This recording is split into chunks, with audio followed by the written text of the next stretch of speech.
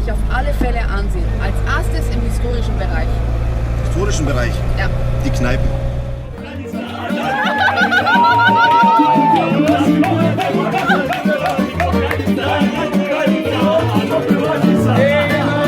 Historisch gesehen ist die Kneipenkultur hier eine sehr lange. Man sagt, dass hier die erste Kneipe 1864 eröffnete. Und genau wie wir heute saßen damals Sänger, Schriftsteller, Maler und Schauspieler freundschaftlich und fröhlich beisammen. Die Sänger schrieben an Orten wie diesen, bekannte Songtexte.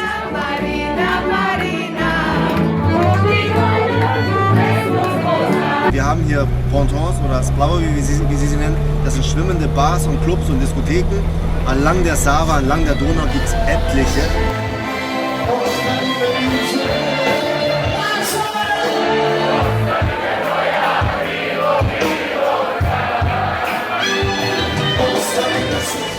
Serbien hat ja auch hervorragendes Bier, habe ich gehört, sogar eins der besten weltweit. Das ist wahr, das habe ich vor ein paar Jahren selber gelesen in einer deutschen Zeitung, weil den Leasing kann man nicht immer trauen, aber dort stand, es war ein Wettbewerb, ich weiß nicht von wie vielen Bieren dieser Welt, gewonnen hat das tschechische Budweiser und Platz 2, und zwar nur knapp dahinter, war das hiesige Jelena-Bier.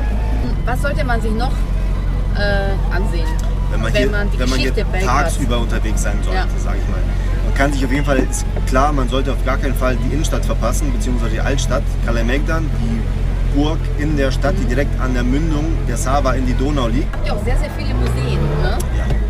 Welches Museum sollte man besuchen gehen? Das Automobilmuseum als solches, die Straße könnte mit sich im Kopf einfallen, auf jeden Fall Bratislav Petkovic ist der Inhaber und Besitzer des Ganzen. Die Autos sind wirklich fantastisch, also man hat von jeder Epoche, von jedem wichtigen Zeitalter neue Innovationen, neue Fahrzeuge drin.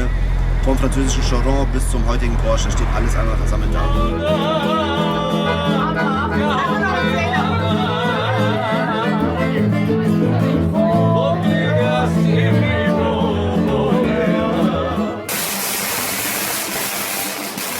Kuća Cveća, das Haus der Blumen, wo Titos Grab ist und mittlerweile auch seiner Gemahlin, der Jovanka. Dort kann man noch sehen, dass eigentlich noch die alte Zeit sehr in Ehren gehalten wird, weil es war Fakt für mich auch die schönste Zeit, die ich mich als Kind erinnern kann.